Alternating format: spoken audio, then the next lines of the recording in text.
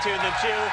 Today's guest starred in film favorites like Mary Poppins and The Sound of Music. Now she's written her 29th children's book, The Very Fairy Princess Graduation Girl. She's one of the most beloved entertainers of all time, Julie Andrews. Thank you. All right.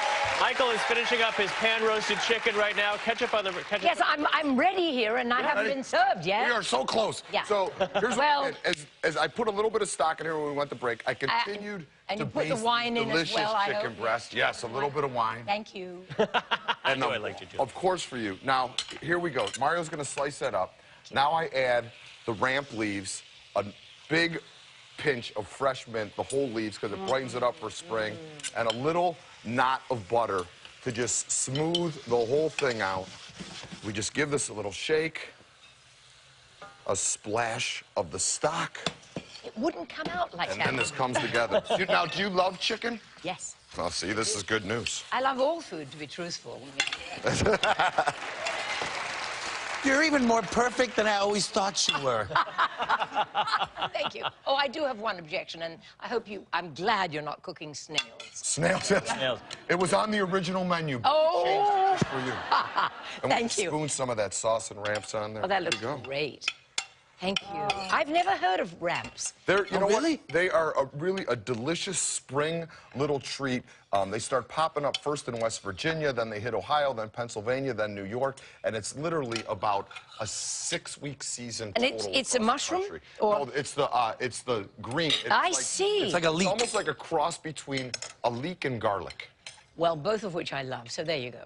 Thank you. All Oh, right. how fabulous. Please have a taste. I'm And going to. While you're tasting, I'm going to ask you a question, which is what we do around here. Can I speak with my... All right, if I speak with my mouth full. We do it with that? every single day. I was told never to, but I will. Yes, our manners have gone out the window. There's no way about you. It's hard to believe, though, Ms. Andrews. Do I call you Ms. Andrews, or can I call you Julie? Julie. Royalty Okay. here. I'll call you Julie. So it's hard to believe, Julie, that Mary Poppins has and Sound of Music. and Sound of Music 50th anniversary. Wow. Basically.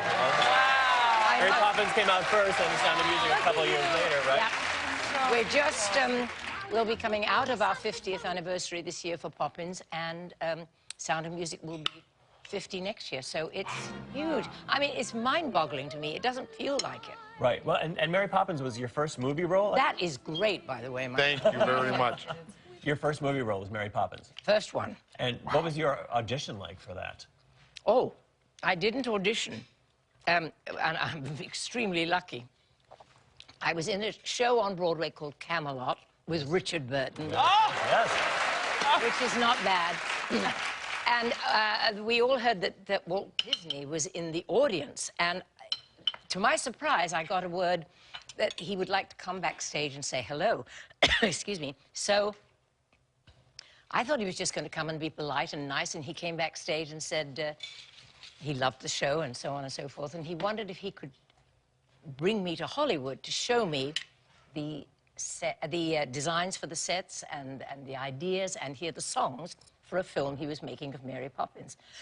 Excuse me, this was so good. Anyway, I said, well, I'd love to, Mr. Disney, but I'm sorry to tell you that I'm pregnant.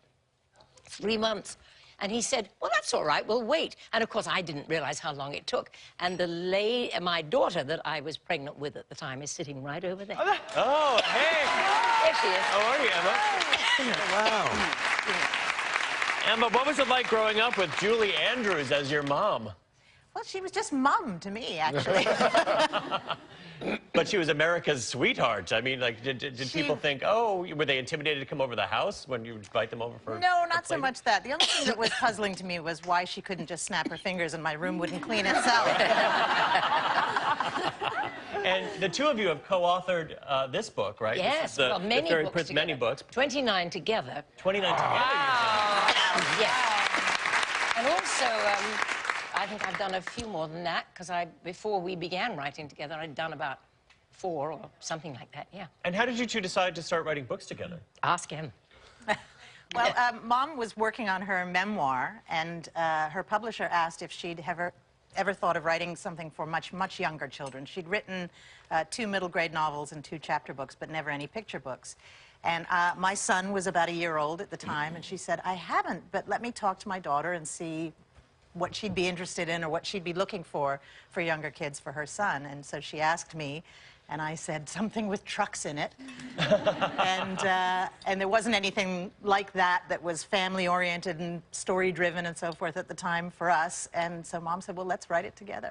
So we wrote our first book for my grandson. But who is the Very Fairy Princess inspired by? Well, Emma's other child, which is our my lovely granddaughter, Hopi. And, Who is here in the dressing room, yes? Yeah, she's backstage in the dressing room, and she's been traveling around with us for the last couple of days and being an angel. But this little girl is absolutely Hope, isn't it, darling? It is. It was very much inspired. Emma runs our small publishing company, and she does all the hard work. I just do a lot of talking. Oh, well, as if you could love her anymore, Julie and Emma brought a copy of their new book for everyone in the audience. The Very Fairy Princess, Graduation Girl. Thank you so much, Julie Andrews and Emma Walton-Hamilton. Coming up next, Chewer versus Viewer continues. It's Mario Batali's turn. Don't go away.